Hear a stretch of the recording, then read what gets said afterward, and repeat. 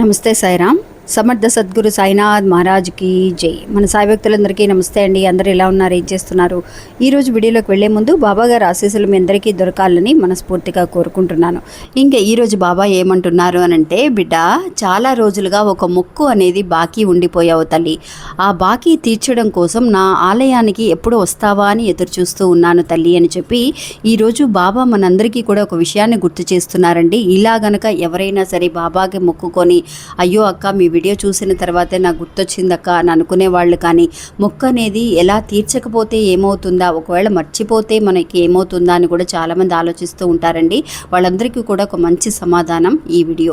ఒకసారి వీడియోని పూర్తిగా చూడండి ఫ్రెండ్స్. వీడియోలోకి వెళ్ళడానికి ముందుగా మన ఛానల్ ఎవరైతే కనుక కొత్తగా చూస్తున్నారో వాళ్ళు ప్లీజ్ సబ్స్క్రైబ్ చేసుకొని చూడండి. మీకు వీడియో నచ్చితే కనుక ఒక చిన్న లైక్ చేసి మీ ఫ్రెండ్స్ అందరికీ కూడా షేర్ చేయండి. ఇంకా బాబా అన్నట్టుగా అండి, చాలా రోజులుగా ఒక మొక్క అనేది బాకీ ఉండిపోయావు తల్లి అని చెప్పి ఒక బిడ్డకి, ఒక భక్తురాలికి బాబా కలలో కనిపించి చెప్పిన ఒక విషయం అండి. నిజంగా ఎంతోమంది భక్తులకండి బాబా కలలో కనిపించి మాట్లాడుతూ ఉంటారు అన్న విషయం అనేది మనందరికీ తెలుసు. మీకు ఎవరికైనా సరే బాబా కలలో కనిపించారక్క, నాతో మాట్లాడారు, ఈ విషయాన్ని చెప్పారు, ఆ విషయాన్ని చెప్పారు అని చెప్పి మీరు నాకు కమెంట్స్లో కూడా తెలియచేయండి ఫ్రెండ్స్. ఇంకా ఒక భక్తురాలికి అలాగే బాబా చెప్పిన ఒక విషయం అండి, మీరు కూడా ఏదైనా ఒక మొక్కుకున్నానక్క, నేను జాబ్ వస్తే కనుక ఒక నెల రోజుల్లో ఇలాగా నేను ఎంతో కొంత అమౌంట్ అనేది నేను వేస్తానని కానీ, అన్నదానం చేస్తానని కానీ, ఏదైనా మొక్కుకొని మర్చిపోయాను అని అనుకున్న వాళ్ళందరూ కూడా అండి ఖచ్చితంగా ఈ వీడియోని పూర్తిగా చూడండి ఫ్రెండ్స్, మీకే అర్థమవుతుంది.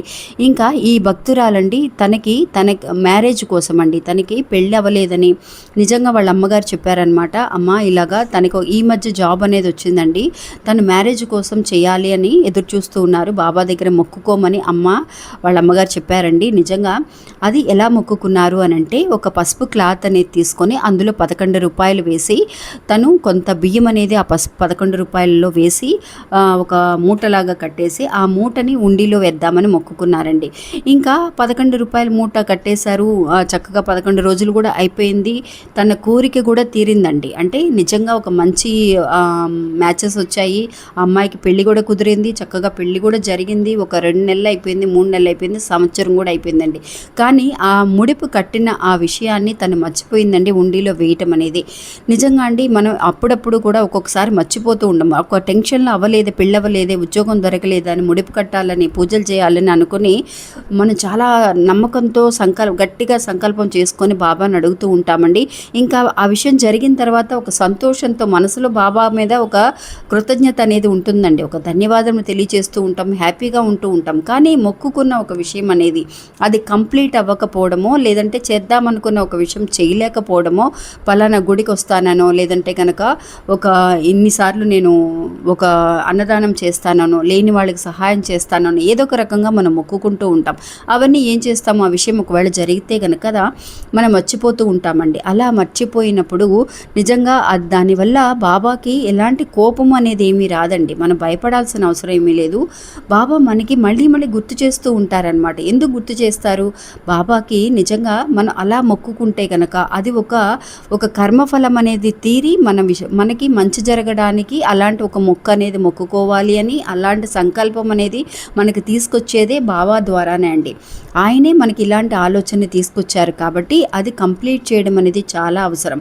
అలాగా ఈ బాబా కలలో కనిపించి ఆ భక్తురాలకి చెప్పారండి, తల్లి నన్ను మర్చిపోయావు కదూ, నా కోసమని ముడుపు కట్టావు, ఆ ముడుపు అనేది నువ్వు నా ఉండిలో వేయకుండానే ఉండిపోయావు, నా ఆలయానికి రాకుండా ఉండిపోయావు. ఎందువల్లండి, మనం ఆలయానికి ఖచ్చితంగా ఆ ముడుపు వేయడానికి వెళ్తాం కదా, వెళ్ళినప్పుడు తన జీవితాంతము కూడా ఇంకా మ్యారేజ్ తర్వాత కూడా మ్యారేజ్తో తన కష్టం అనేది తీరిపోయిందనో హ్యాపీగా ఉండిపోతాము. మనం ఇంకా బాబాని అడగాల్సిన అవసరం లేదని కాదండి. బాబా మళ్ళీ కూడా ఆలయానికి రప్పించగలిగితే, బాబా ఆలయంలో మనం అడుగుపెట్టగలిగితే ఖచ్చితంగా మనం ఇంకా కూడా మన కర్మఫలాలు తీరి చక్కగా మనం ఇంకా కూడా జీవితాంతము కూడా భార్యాభర్తలు కలిసి ఉండాలి ఒక ఆలోచనతోటే బాబా మనకు గుర్తు చేస్తూ ఉంటారండి. అందువల్ల నువ్వు ఎప్పుడు నా ఆలయంలో అడుగు పెడతావా అని ఎదురు చూస్తున్నాను తల్లి, త్వరగా రా నా ఆలయానికి అని చెప్పి బాబా కలలో కనిపించి తనకి చెప్పిన మాటలండి ఇవి. అందువల్ల తను సడన్గా మెలకుతో లేసిపోయిందండి నిదట్లోంచి.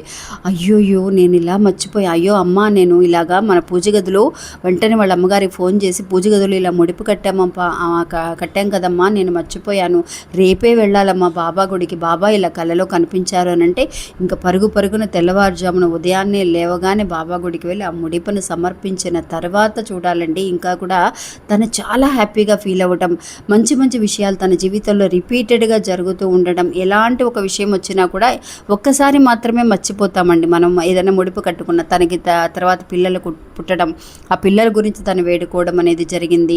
అలాగా జీవితాంతం కూడా హ్యాపీగా ఉండడానికే బాబా మనకి గుర్తు చేస్తూ ఉంటారనమాట. ఒకసారి గుర్తు చేస్తారు మర్చిపోతాం, మళ్ళీ గుర్తు చేసినా కూడా ఒక్కొక్కసారి మర్చిపోవడానికి అవకాశం అనేది ఉంటుంది. అందువల్ల అలా ఏదో ఒక రూపంలో వచ్చి గుర్తు చేస్తూ ఉంటారు. కలలో కనిపించి మాత్రమే కాదండి, ఏదో ఒక మనిషి ద్వారా గుర్తు చేసినప్పుడు అది మనం కంప్లీట్ చేయడానికి, ఆ మొక్క అనేది చెల్లించడానికి మనం ప్రయత్నించగలిగితే నిజంగా ఆ సమస్య అనేది ఫుల్ఫిల్ అవుతుందండి. అంటే ఇంకా కూడా ముందుకి మనం వెళ్ళడానికి ఇలాంటి విషయాలు మనకి బాగా తోడ్పడతాయని అని చెప్పి బాబా తెలియచేయడం కోసం ఈ వీడియో మన ముందుకు తీసుకొచ్చారండి. అలాంటి మొక్క ఎవరైనా కనుక మీరు బాకీ ఉండిపోతే కనుక నిజంగా వెంటనే వెళ్ళి బాబాకి ఆ మొక్కు తీర్చండి. ఎందుకోసం? మన కోసం, మీకోసం.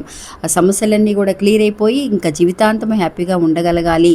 బాబా మీద నమ్మకంతో వెళ్ళండి. బాబా పిలుస్తున్నారు, ఆలయానికి రావాలి అని అనుకుంటున్నారు కాబట్టి ఒక ధన్యవాదములు తెలియచేసి వెంటనే మీరు వెళ్ళి సమర్పించడానికి ప్రయత్నించండి ఫ్రెండ్స్. ఇంకా ఇది అండి ఈరోజు మన వీడియో. మళ్ళీ మంచి ఒకళ్ళు మళ్ళీ కలుస్తాను. అంతవరకు సెలవు. నమస్తే, సాయిరామ్.